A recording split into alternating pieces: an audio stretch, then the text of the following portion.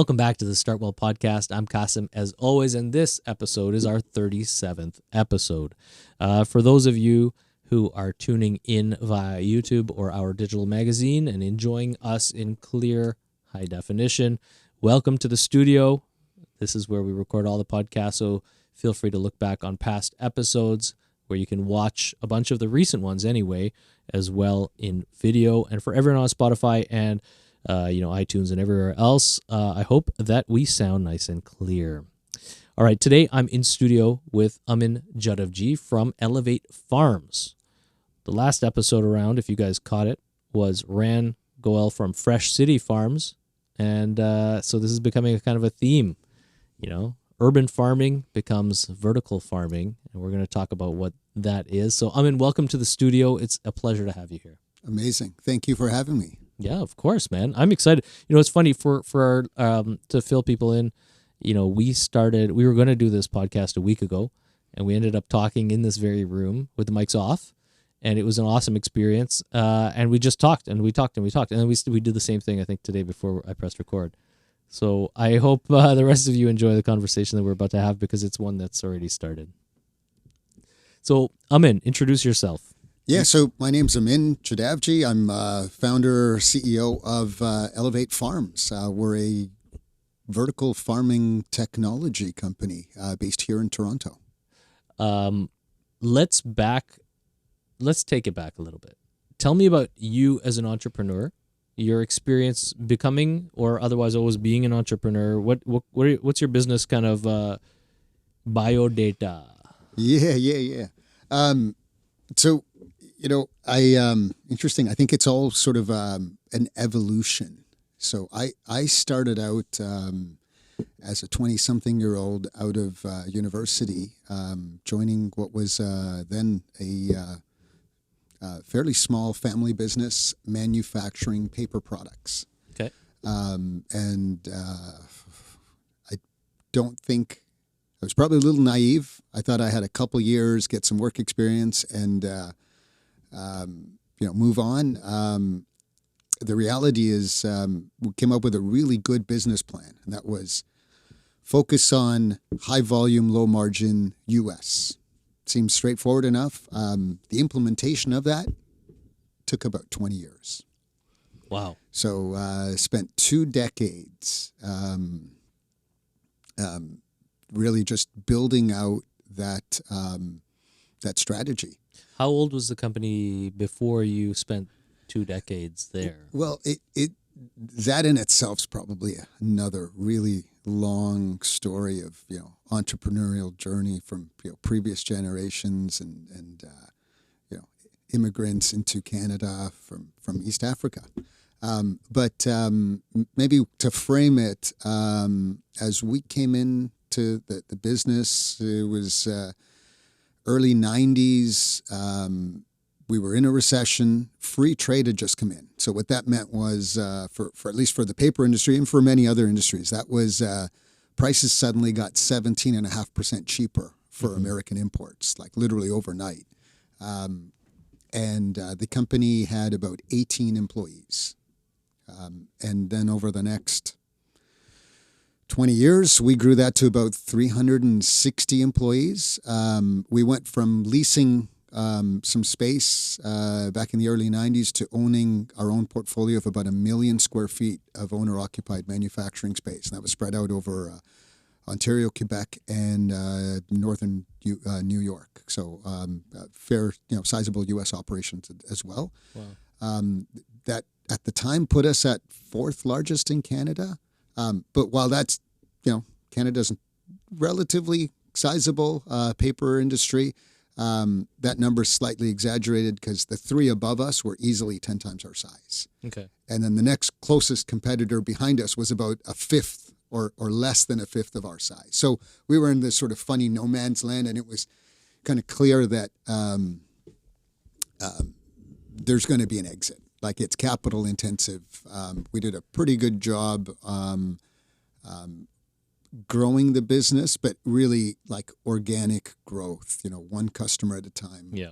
You get a customer, you buy a machine, you hire an employee, you sell out the product, you get another customer, you buy another machine, and it was really a 20-year grind of that. Mm-hmm. So yeah, I mean, in many ways, we did exit the business.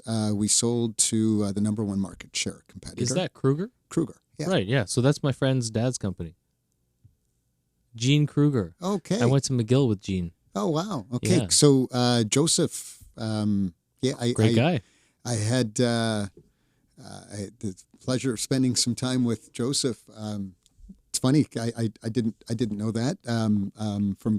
But I have my tentacles. yeah. So I think Joseph and I, in like less than an hour, crafted the whole deal.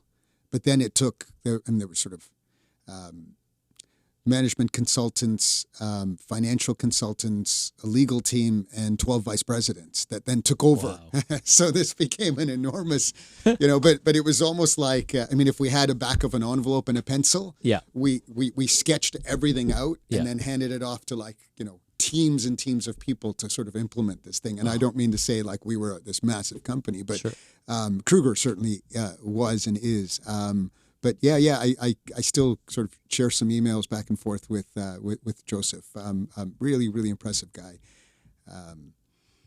It's funny. He would sort of start firing away questions, Yeah. and before you could answer the first, he was on the fourth. Yeah. So it's sort of like he's asking you questions, you're starting to answer, he's reading your mind and jumping into the next thing. So I don't need to hear the rest of that. The first word was good enough. That sort of. But yeah. Anyway, sorry, I digress. But it's interesting, and it frames this kind of like again, the thing. I think I might have taken you off of it, but before you exited, of course, you were talking about what was achieved in 20 years, and a lot of it that you've told me off the mic was a lot of automation and a lot of systems and a lot of digitization. Yeah, no, absolutely. I think what led to the exit to Kruger was I just about an hour and a half east of Toronto had just built a highly automated manufacturing facility where we took sort of industry average labor costs, which at the time publicly traded companies was around 13%, and we got them down to 5%. So that was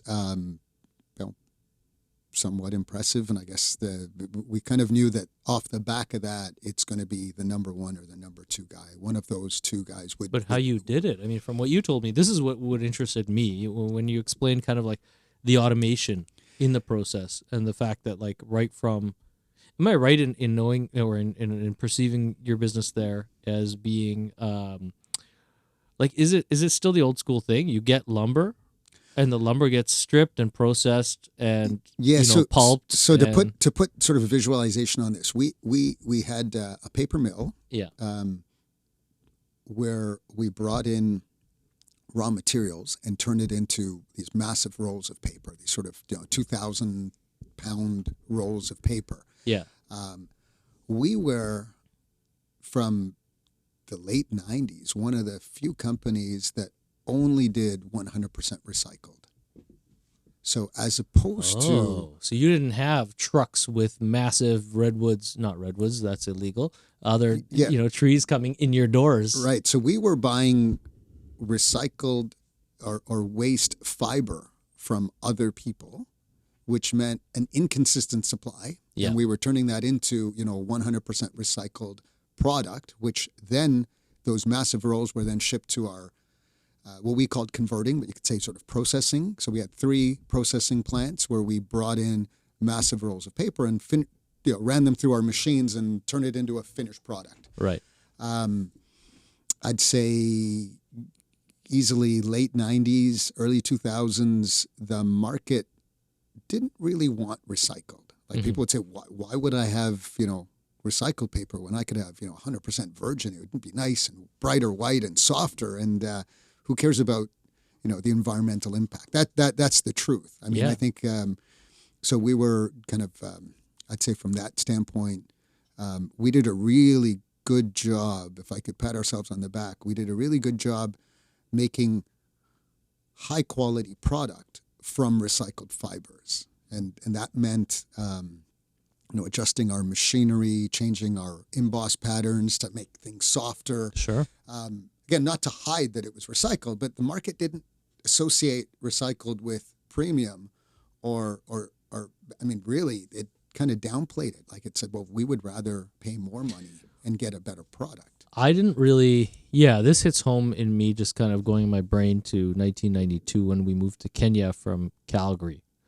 And what was really funny was there was toilet paper, right? There was very limited selection of the type of toilet paper you could buy in Kenya. There was imported toilet paper, funnily enough, and it would cost about $5 a roll.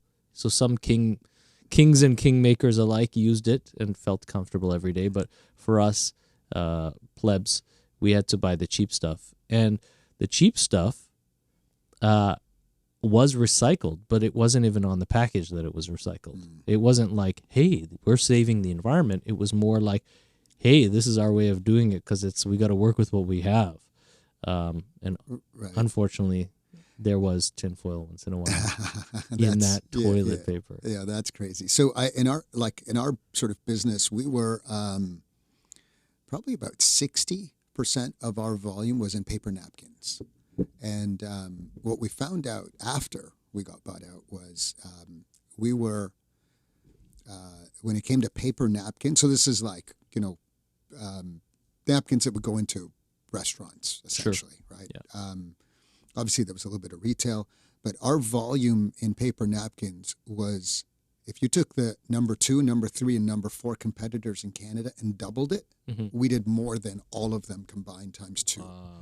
So we just, going back to that, like 20 years earlier, we focused on the things that we thought there was an opportunity. And the truth is, I mean, we're in our 20s looking at this business, right? So we focused on things that we thought would be an opportunity, but also, everyone's sort of fighting for supermarket shelf space and trying to get into Walmart or Loblaws. And so we thought, well, let's go into the food service segment, the wholesale supply.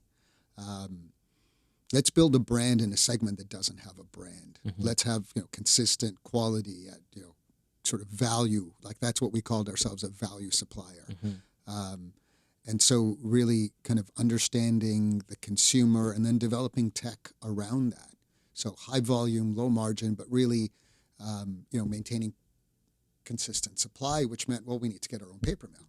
And that so it was kind of a series of events, but that's the whole kind of 20-year journey. And so maybe with that, I'll springboard into the future, into the current maybe. So really thought that food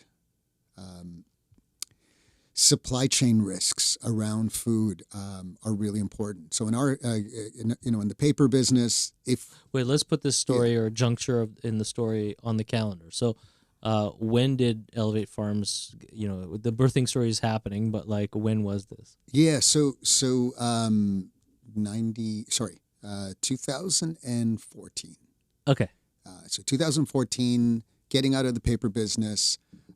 One of the things, sort of frustration in the business was, well, it's highly capital intensive. We were in this sort of funny spot of no man's land in terms of market cap or size. And there was always this phantom price. Some people in manufacturing call it the race to zero. Okay. We always have to figure out how to make things cheaper, regardless of the fact that costs keep going up. Yes. So we've got extended health coverage in Canada, very expensive health in the U.S., unionized manufacturing plants at the paper mill, 401k and pension contributions we're making for employees, and anytime you went into a customer, you get this, hey, here's a copy of an invoice from China. And it's like, yeah, right. But, we're not in China. Yeah, and exactly. Even the people in China are not in China. The perception of Yeah. So that was really and this wasn't like the day we sold the business. This was the years and years leading up to it, that there was always, I call the phantom price. Here is a price that we could buy product from China. Maybe once in a while, not consistently, as we see right now with supply chain pressures. My China is WeWork. Yeah. but that's another story. Yeah, well, even something as simple as the freight cost. A container of paper products might have been $10,000 or $12,000. The freight was $3,000, but at certain times of the year it's $9,000. Mm-hmm. Well, today it probably is even more than that. Mm-hmm. So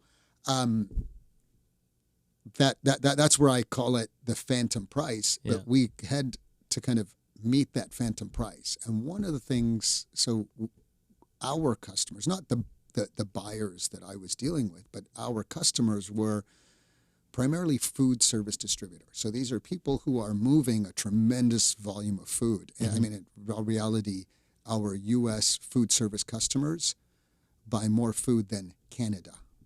I don't mean than Loblaws. Single company would distribute the whole country's worth of food. That's right. Yeah. So they're because the population of America is how many? 600 million, something like that. More. 300 300 and change. But maybe a little sidebar, which does relate to both the paper and the farming. But pre-COVID, because we have good numbers, 54% of all food consumed in America went through food service.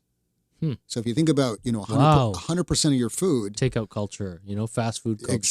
Exactly. So 54%, a little more than half of all food consumed in America pre-COVID was through, restaurants, hotels, airports, shopping malls.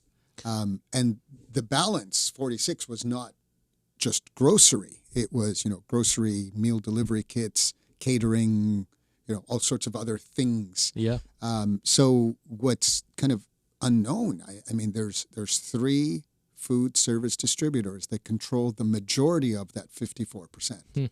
And luckily for us, all 3 of those major guys were ex-customers of mine. Yeah. So they're feeding 50 million people each. Yeah, exactly. Something like that. Wow. Yeah. Just massive volumes, huge organization.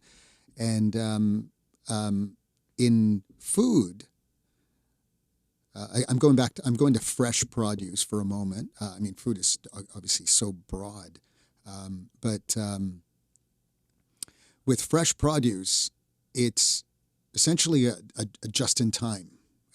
Right. You can, like, we often get the question, like, vertical farming seems to be tackling leafy greens, and why leafy greens? And everyone may have different reasons, but one of the predominant reasons is that, you can take apples and stockpile them for a year. Potatoes, onions, same thing. You can take tomatoes, you can jar them, you can freeze them, you can can them, you can process them. But with leafy greens, you can't stockpile them. They have a 14-day shelf life. Right. They're all farmed throughout the year, not local harvest, but once you get past the local harvest, which is a very short part of the year, the majority of the year, it's all farmed in the southwest of the U.S. or Mexico or further south. Yeah. So you're talking 5,000 kilometers of transportation, which equates to roughly 5 days.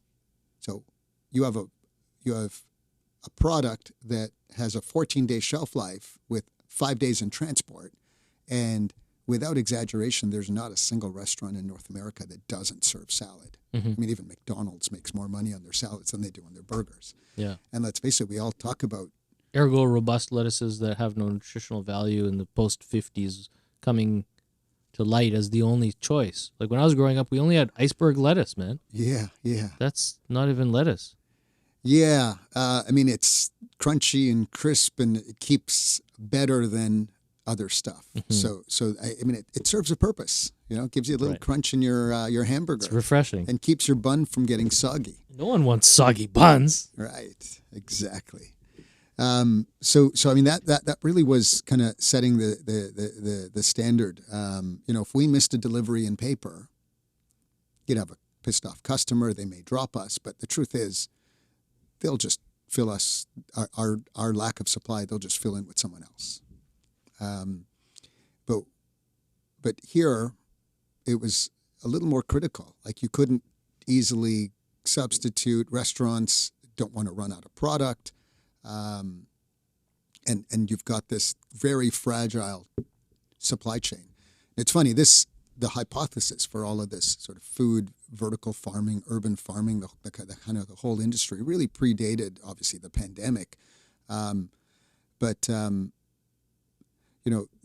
sort of two things that really stand out since the last 20 months is fragile supply chains, and to a certain extent, maybe lesser, but probably more relevant, is food security.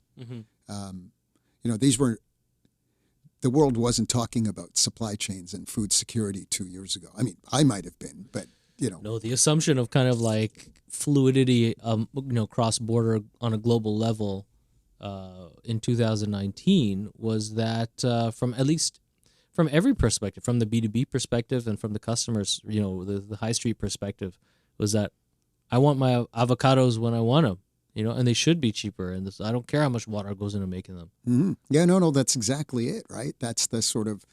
I mean, the borders stayed open. This is a really important point to talk about in the last couple of years, is that, despite a pandemic, in the early days of the pandemic, where the threat wasn't even calculated in terms of, or let's say qualified to any high degree, there was a lot of fear even in the scientific community about, what the real rate of transmission could be. Like in literally the first few weeks of this, one of the main things that was decided early on seemed to be politically that the borders would stay open for trade. Right. So, I mean, yeah, it was probably pretty likely that the lettuce coming across the border wasn't going to kill anyone with COVID. But it's an interesting idea to posit that if something more heinous, was being transmitted, and you had to shut the border, alas, the salads would no longer be Canadian or eaten in Canada. Yeah. Again, coming back to that sort of high-level concept of food security, this week the U.S. announced that they were going to release 50 million barrels of oil from their stores to help offset gasoline prices leading up to U.S. Thanksgiving. That sounds great. Oh, but there are no stores for food. Yeah. So it obviously grain suppliers have grain and but fresh food. For fresh food you can't do it, but it's not typically government run, right? It's individual companies maintaining their inventory levels for their best practices, which is typically just in time. The only reason they're storing grain is because they only harvest it at certain times of the year, but they need it all year round. Mm-hmm. It's not for any other, socioeconomic reason of food security. So you're absolutely right that we closed the borders, but then we kept it open for trade because that's survival. The flip side, though, to that is that all around the world, we essentially chucked out foreign workers.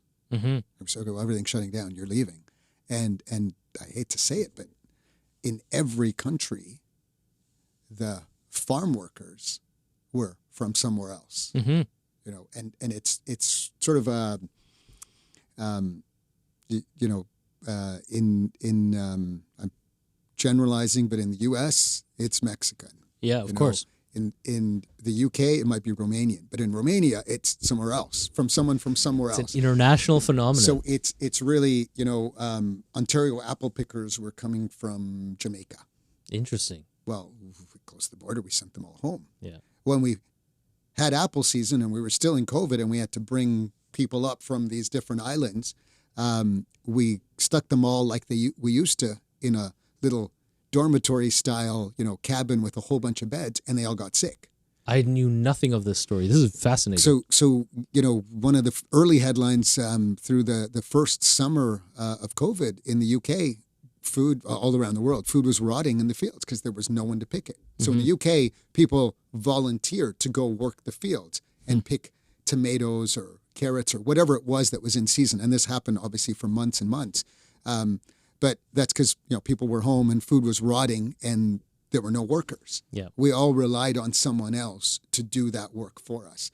I don't think anyone wanted to see a pandemic come, but I think the idea of food security, I've been sort of talking about this for a little while with prospective, ex-customers of mine. And the truth is, they say, vertical farming sounds great, but what's the price? Mm-hmm. It all came back down to, just like being in the paper business, Exactly. It was around price. The good thing here is that the price was no longer the cheapest price at the cheapest time of the year, that phantom price. Yeah. The customers or the buyers were savvy enough to understand that there was so much price volatility on fresh produce from summer to winter, from spring to fall, that it no longer became can you make product at the cheapest price? It was, can you make product at the average price? Exactly. Because then we can have a stable price, Yeah. instead of one that fluctuates quarterly. And that's the honest truth with the volatility in the market. So we at Elevate Farms, we kind of came together with, and this in itself could be a massive story to get into detail about how we evolved as Elevate Farm from a sort of a technology perspective. But we kind of had that same focus that I'd say we had at Metro Paper, and that was high volume, low margin. Mm-hmm. Like, how do we figure out how to grow really good food at competitive costs? Right. So- Because when we first met and you told me about this, that was still like, what was that, a year ago? Oh, 2 years more, ago? 2, 3 almost. Yeah. Yeah, that was the story you told me. Was Yeah. that you wanted to be able to provide millions and millions and millions of heads of lettuce, kind of quickly, affordably, and everywhere. Yeah, and that's very much the focus of what we're trying to do. So we weren't trying to figure out, can we grow this stuff? I mean, it is great. Mm-hmm. Maybe you can comment on that. But The actual product? Yeah, yeah. I'll talk about that. yeah. But really, the idea was, how do we use our know-how and develop technology, minimize electricity costs and automation, and kind of leveraging on all of these sort of 2 decades of experience that I and the other people on our team have had. How do we use all that to figure out how to do this at mass scale? Mm-hmm. So that's really the focus that we were trying to get across. So as much as I'd like to say, it's a great product and it should be worth 3 times the market price, we're really trying to tackle, can we actually feed people cost competitively? And then, of course, then along comes COVID. Yeah. And the whole world gets turned upside down, and everyone all of a sudden is concerned. Maybe concerned, I'm saying loosely, we're all concerned about food security. We're still not doing a lot about it. Mm-hmm. So that really was the evolution from paper to vertical farmed or locally farmed leafy greens. Okay, so definitely yes. While it's fresh, I will talk about the quality of the product that I've tasted. Right. So a week ago, you gave me 2 bags of some delicious lettuces to take home. There was a red kale. Yeah. There was an arugula, and there was what lettuce was that? It was a Napa cabbage. Napa cabbage. Yeah. Delicious. Like, this was the first thing that came to mind, right? Was the depth of flavor. So obviously texture, it's wonderful. And you don't need to like wash it unless I didn't follow the instructions, but you don't wash it as if it's covered in dirt, because it's not covered in dirt. It hasn't, rolled around in the back of the truck on the way to the farmer's market. So really easy to handle produce, let's say, that was bursting in flavor with fantastic texture because it was so fresh. It was still growing. I mean, the roots were in a little ball of dirt when you gave it to me. So I think, and you're not unique in providing a kind of a fresh plant to the consumer, right? We do that, like Fiesta Farms is my local grocer, and shout out to Fiesta Farms, like Toronto's largest, perhaps, remaining independent grocer. Maybe. I think. They have a lot of organic, a lot of local, a lot of fresh stuff. And yeah, you could buy like a basil plant that's still living. However, those are mostly seemingly genetically modified plants that I buy. It's supposed to be organic and fresh and beautiful, but someone owns a trademark to their genes, and they're always exactly the same. I like the variety of flavor in what you gave me. It was delicious. Literally the most delicious arugula ever, that I think could be like I think your produce could open up a whole world just on this like nutrition density, flavor density question. A whole new world, talking about retail experience for like, fans of juice, of the epic capital J juice that everyone drinks for $500 a glass. Yeah. So, the sort of research and development work at the basis of what the technology is built around was really advanced photobiology. our group was heavily involved in the food for space research. So the precursor to the Mars space mission, before we talk about going to space, we had to figure out, can we actually grow food in space? And so, I won't bore you with all the details, but we had from early on, we had a very deep understanding of how plants react to their environmental conditions, including not just light, but colors of light, quality of light, quantity of light.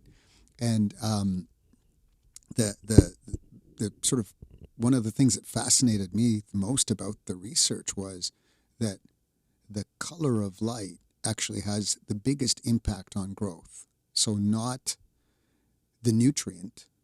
When we talk about like plants needing soil, obviously they do, and they pull nutrients from the soil. You add additional nutrients and fertilizers and all that sort of stuff. But what we found was changing those had a small impact on the outcome. If we change color of light, we could change the nutrient outcome of the plant by greater than 100%. So we could use one color of light and make a plant more than 100% larger, or we could use a different color of light and make the plant more than 100% higher nutrients. So I mean, you can't create a nutrient that didn't exist, but I guess if we make it sort of put simply, you mentioned GMO. This is not about GMO. It's literally, we take a seed, we put that seed in a research chamber, and we start to grow that seed using all kinds of different environmental variables: temperature, moisture, amount of CO2, blue light, yellow light, green light, far red, UV, whatever it is, color of light, and quantity of light. We start to change all of these things, and in real time, in a sealed box, we can understand how that seed is reacting to the changes in the environmental conditions. And what we essentially do is create an algorithm. We create kind of a recipe of what's the optimum way of growing this particular product. So when we did that for arugula, what we came up with was, we're essentially trying to create the optimum natural environment for that seed. And it would be unique from seed to seed.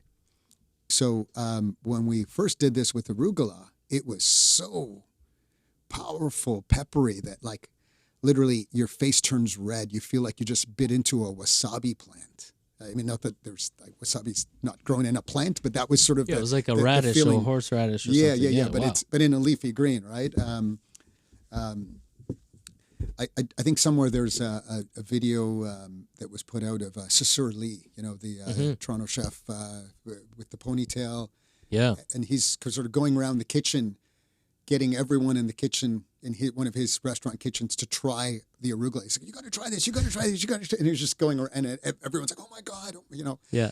Now what you tasted was, I'm glad you enjoyed it, but we've really had to tone down the flavor. It's like 20% Susser level.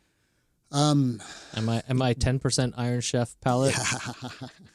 I think you said that the comment you had, you'd served this to some people and they said this is great, but not on its own. Yeah, because we were making fresh pizzas, right? Like that's my thing. I'm making, dough from scratch, and we're making them on the barbecue, and they were afraid of having that much flavor on their pizza. Yeah. So it's interesting. So percentage-wise, I'd say definitely less than half of the potency that it would have been. And so our kind of the model here is we take a seed, we put it in the research chamber. These are the research chambers that we're using for space research in previous years. And we understand how that seed reacts to its environment, create a recipe, and then plug in that recipe into a large-scale production facility. And that's a computed process, right? Yes. It to a certain extent, flavor is, well, not to a certain extent. Flavor is completely subjective. And being sort of research-driven, we have to have kind of a finite outcome. So what we tried to do is minimize... We set the target as what you would normally find in conventional product in terms of size. So the target for that product, we call that 1.0. Mm-hmm.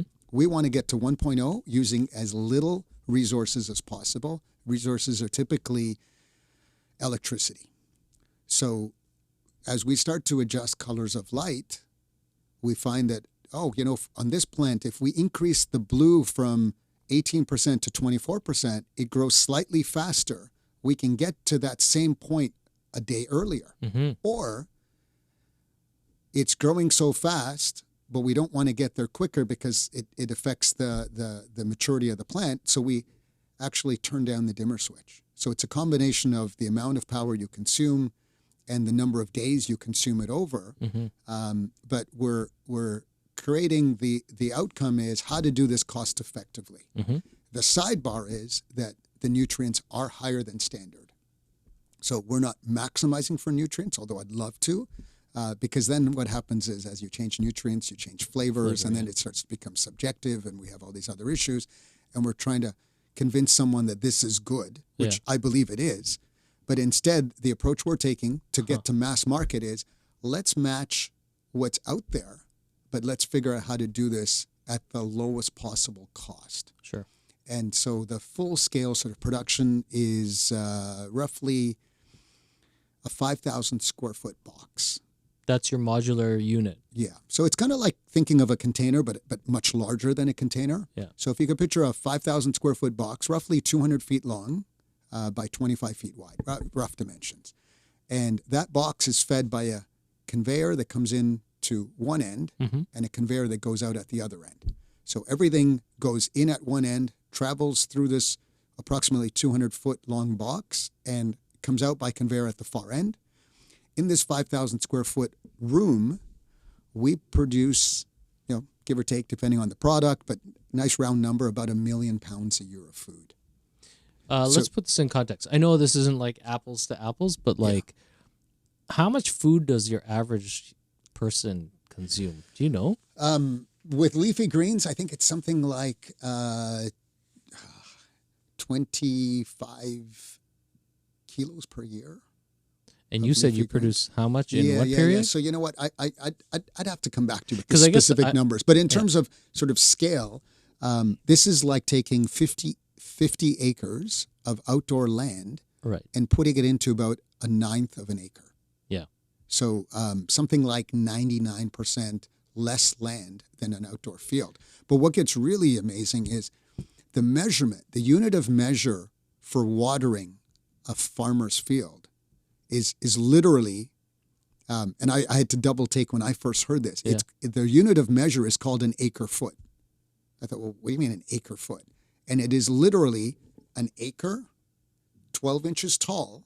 So imagine flooding an acre of field, 12 inches tall. Yeah. And that is 1 unit of acre feet. Okay. So farmers' fields use multiple acre feet times 50 acres. Yeah.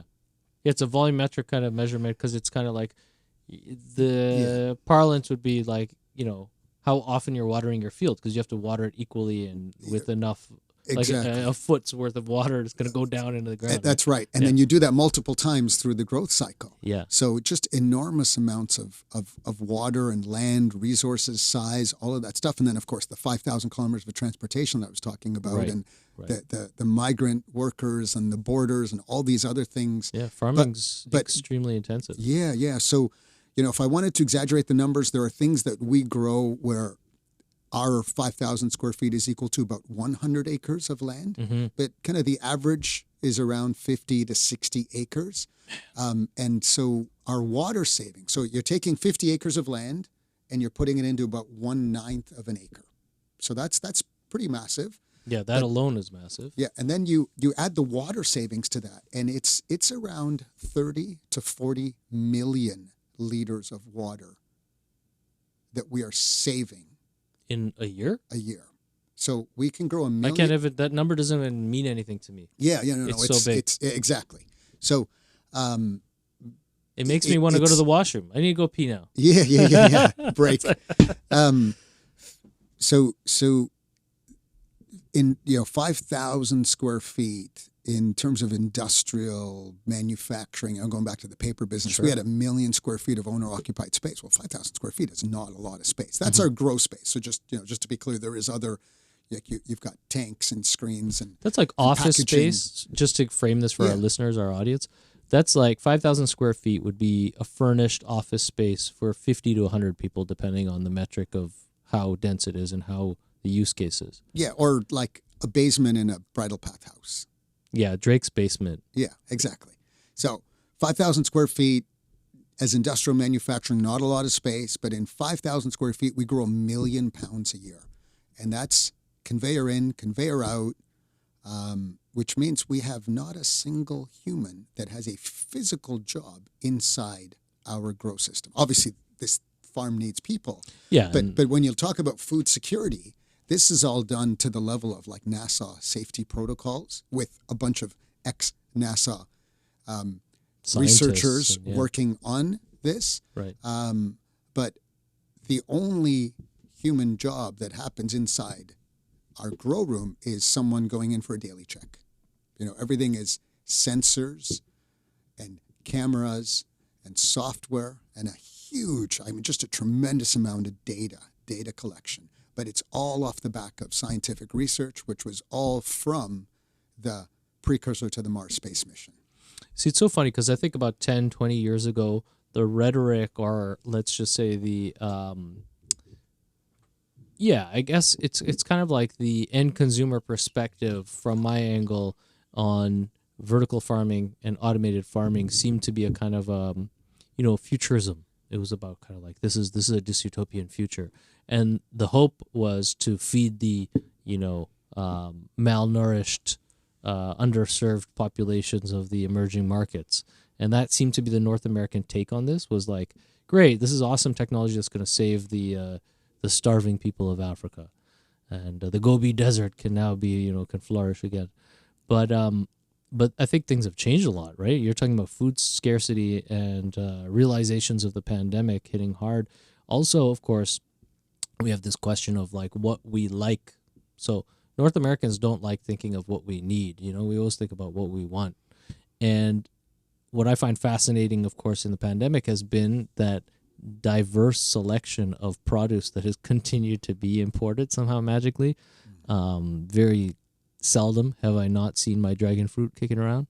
No, just like I don't eat dragon fruit, but that was just like a random example. Blueberries, they're coming from South America. Right.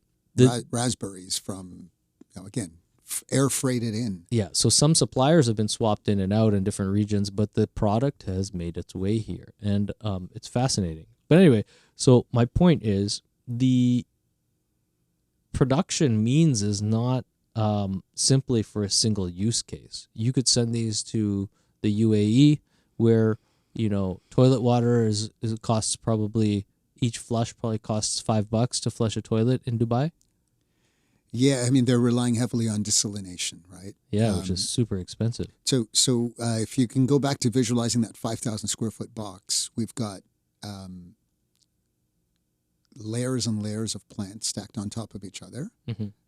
The plants are obviously fed water-based nutrients, but what would this be, like grade 7 biology? The plants have a stomata and they put out moisture. Mm-hmm. So to keep the plants healthy, we've got to figure out how to deal with that moisture. So we're extracting moisture from the room, and we run that through our system, and we essentially separate it into two things. We create almost they drink their pee. Well, yeah, no, but it's almost distill equivalent water. Yeah. So we're taking moisture out of the air. We're splitting it into pure air and pure water. And so out of this 5,000 square feet, we're pulling around 2,000 liters a day of excess of water out of the air. We take that moisture out of the air. We create pure water from it. We add our organic nutrients, and we pump that back into the plants in a closed loop system. Right. So we're literally, first of all, you mentioned the product that you brought home, you didn't have to wash. Your tap water at home, which is, Toronto has very good tap water, but you've got fluoride and chlorine and things in the water to keep you and the water supply healthy, Mm-hmm. these plants are grown in pure water, like absolutely pure. Yeah. And there's no risk of E. coli poisoning. We have a lot of safety measures in place. But there's no pigs pooing in the plants and stuff. Well, I mean, we're getting to the point with conveyor in, conveyor out that you don't even have humans inside the room. Right. So everything. I mean, we're kind of expanding our business and building scale. And as we build scale, you'll see higher degree of automation. And again, these are things that I've sort of spent 20 years on and building sort of automation. So we're leveraging on existing conveyors. We didn't invent conveyors. We're not trying to invent conveyors, but we're integrating conveyors into our solution. But we're essentially eliminating that human intervention or drastically minimizing it, which drastically reduces your chances of contamination. So when you look at sort of HAZIP is identifying hazards, and we're so low on the potential list of hazards because there's very few touch points. Mm-hmm. But the 2,000 liters of water coming out of the air then goes back into the plants, and then if you can sort of visualize, well, you can't visualize that because it's just it's moisture that's being pulled, but you can picture the acre feet. So what we do in 5,000 square feet, recollecting the moisture, is kind of like we're being the clouds. Yeah. And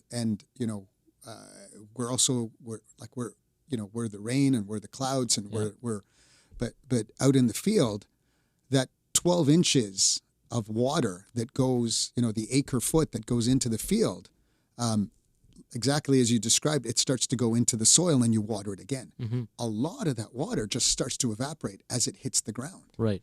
Or it sinks into the water table, depending on the soil and the elevation and the angle of the land. And exactly. So, I mean, there's a lot of technology trying to improve that. I'm not trying to exaggerate but it's deny, still, So in our case, it's almost like we're growing plants in a baking cup. Right. You can have a tray with a lot of really small holes for your muffin batter. And so in one tray, you might be able to make 24 really small muffins or 6 really big muffins. And that's the same sort of thing. We have these proprietary trays, and we either grow a lot of really small plants or a few really big plants in the same amount of space. But we're only watering that little spot. Yeah. Just like you're putting in your batter. Manage your inputs, and it's a self-sustaining ecosystem. Yeah. So obviously lots of safety protocols, automatic, feeding and monitoring and screens and filters and all the rest. But yeah, it's really, everything's really focused on how do we feed the masses.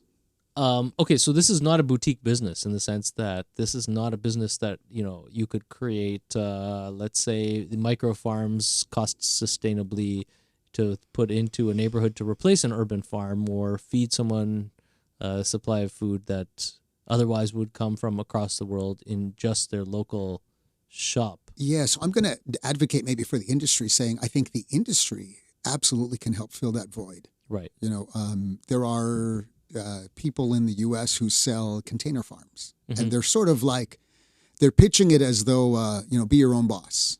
Like you live, the sort of target demographic is someone who lives in, let's say, rural America, who has a bunch of land. You buy this container, you stick it in on your property, you connect a garden hose and an electrical power outlet, and you start growing your own food.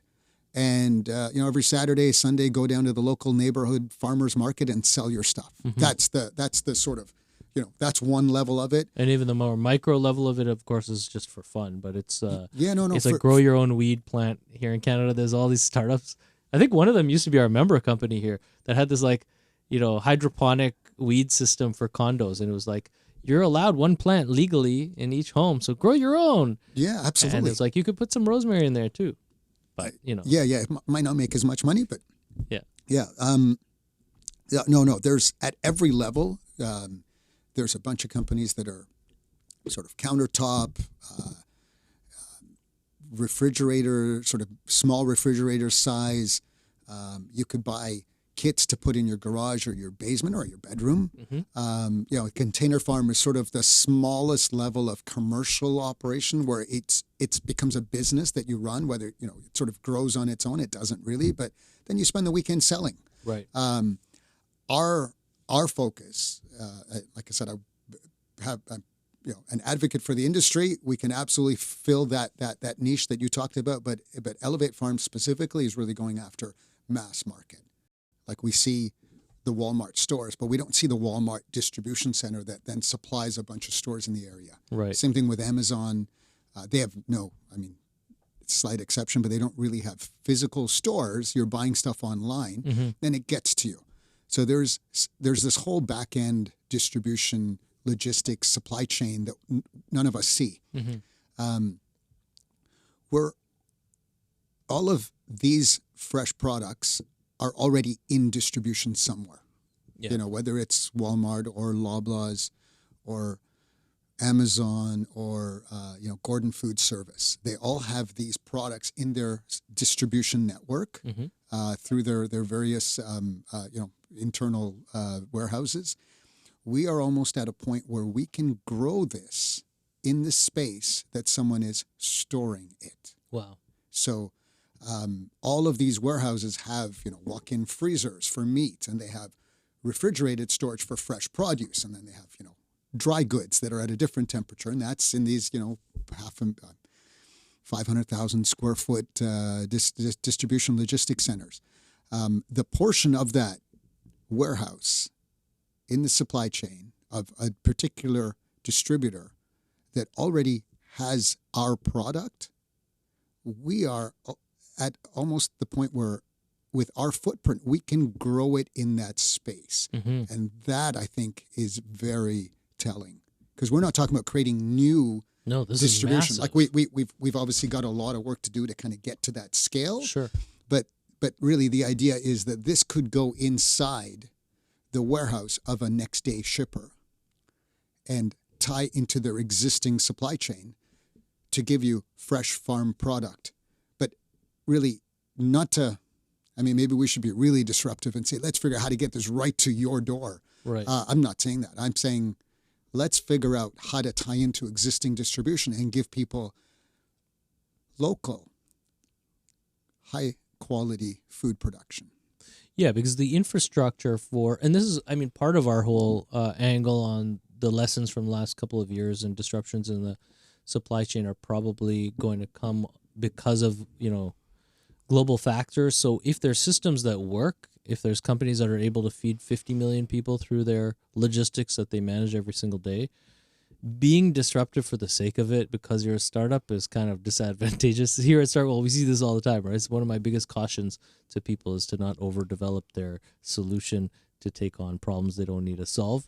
But I think you're on the money. I think this is exciting because if you have a modular footprint already in that storage facility, and you're adding value with plugging Elevate Farms to replace a fridge with fresh production, wow, that is a revolution in itself. Yeah, it's you could pick any intersection, downtown Toronto or even suburban.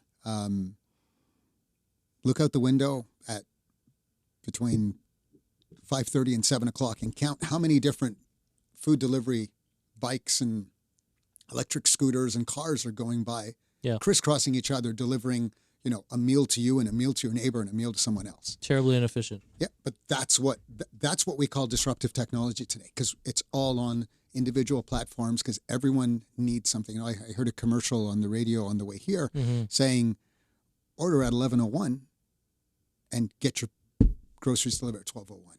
Oh, that's great. Like, do I really need to wait to the last second to get my groceries? Like, I mean, can I not think about it? Maybe a day in advance? If you know what you're going to cook, man. Yeah, so I see the merit in that. It's not groceries. People are ordering peanut butter, Yeah. Well, that's just it. Or, if you order on Amazon, you order 12 things, you might get 9 deliveries. Maybe they're ordering frozen food and they want it quicker so it doesn't melt. Yeah, that's it. Be it ice cream or a pre-prepared meal. I'm very much kind of, lowest hanging fruit. I worked very closely with food service distribution for 20 years.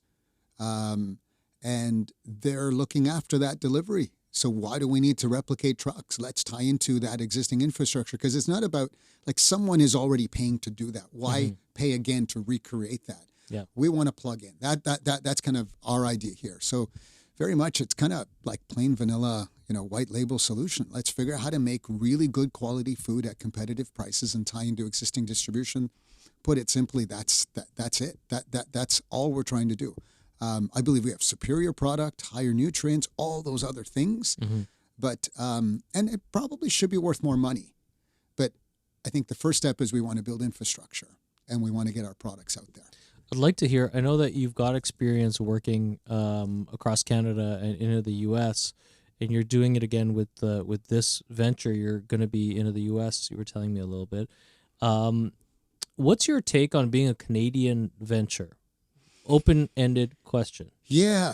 I think it is and has always been incredibly challenging. The U.S. market is obviously much larger, a lot more opportunity.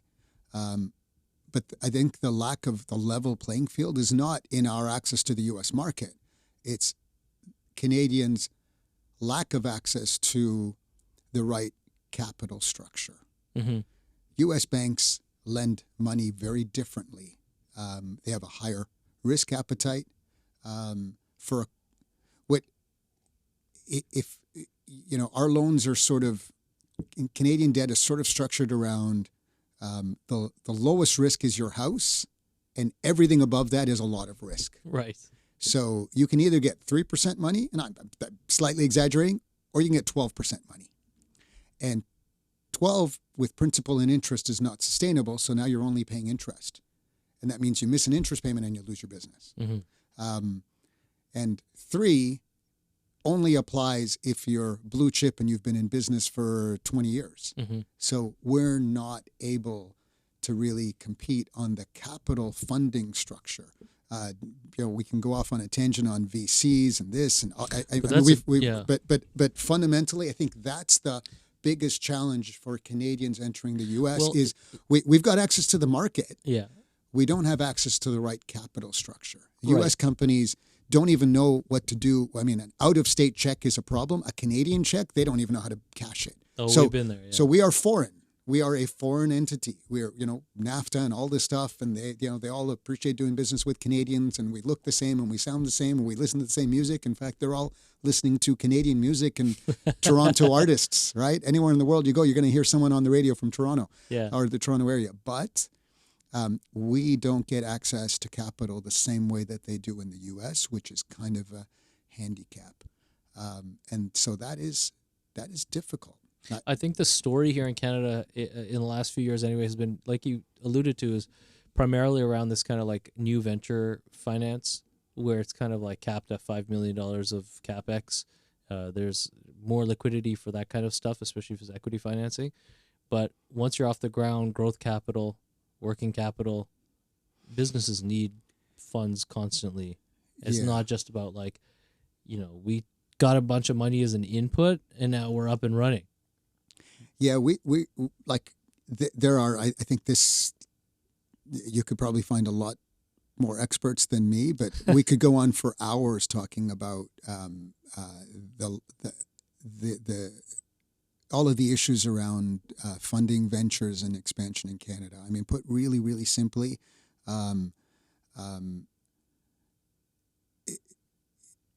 we don't give the right access for our businesses in Canada to scale. We kind of look to private equity will look after that. Traditional bank lending will look after that, but not until you have, 2-year run rate with, audited financials and a contract. And I'm slightly exaggerating, but that's really how it sets up. We found the same right? thing, yeah. So we don't do that. And so, here we are, we think we've proven this out. We can point to it and show it, and we want to go mass scale, and it's challenging. And it's challenging with over 20 years experience in the U.S. market. Sure. So like how challenging is it, or how near impossible is it, without that? again, I don't want to beat up on Canada or Canadians. I think we don't do a good job fostering. How do I say this? It seems like Canada puts out one massive global scale business every decade. Mm-hmm. And it's Shopify right now. I mean, obviously, they're more valuable than RBC, which is unbelievable. Mm-hmm. And you probably have more insight, but I'd love to know more Yeah, they're a about customer their of story. ours, Yeah, I'd love to know more about their story and how did they get there? How did they? Right place, right time. Yeah. Honestly, in the beginnings of it, it was right place, right time, and it snowballed. Yeah. Of course, access to capital through the dual listing on the public stock exchange helped. That the liquidity helped growth. Yeah. And they're very unique in being able to have had that corporate will early enough to say, you know what, we're going to spend what we need to hire smart people, and we're going to kind of like throw it at the wall and see if it sticks. It's kind of like people don't necessarily have specific job descriptions at Shopify. They have opportunities. It's kind of like, you're smart, figure out some cool stuff. We don't have, outside of Shopify, we generally don't have that ethos at many companies, definitely not publicly traded companies in Canada. So And you could make fun of me because I carry a BlackBerry, but that was another company, highly innovative, global Nortel standard. before them. Exactly. Yeah. And that same sort of the way you describe that. Hire smart people, figure out what to do. Always be innovative. That again, that's probably a topic for another conversation. But it is really, really challenging to build that sort of global level scale in Canada. If any of our audience is listening, interested in what you're doing and want to engage Elevate Farms in any particular way, you are here and you've got a footprint in Niagara, right? We've got some partner farms. Okay. We have a couple farms under a partner model, so slightly different business model here in the GTA, in Toronto. Can customers buy that produce? They can. And you mentioned that last week you had Fresh City Farms. Yeah. And Fresh City Farms is distributing product from our partner farm in Niagara. Awesome. Which goes under the brand Vision Greens. Okay. So that's there.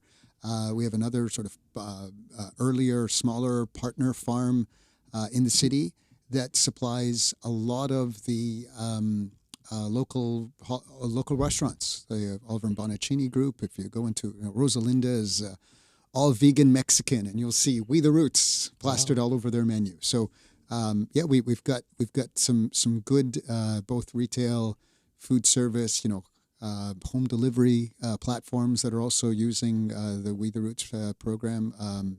Mama Earth Organics. Yeah. That's a old schooler one, right? Like they've been around a little bit? Yeah.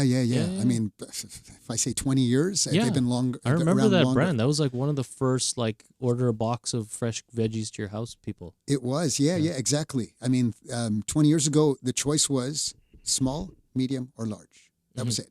Like you get what you get. Yeah. And whatever seasonal, you don't know. Yeah, which was great. I thought that was brilliant.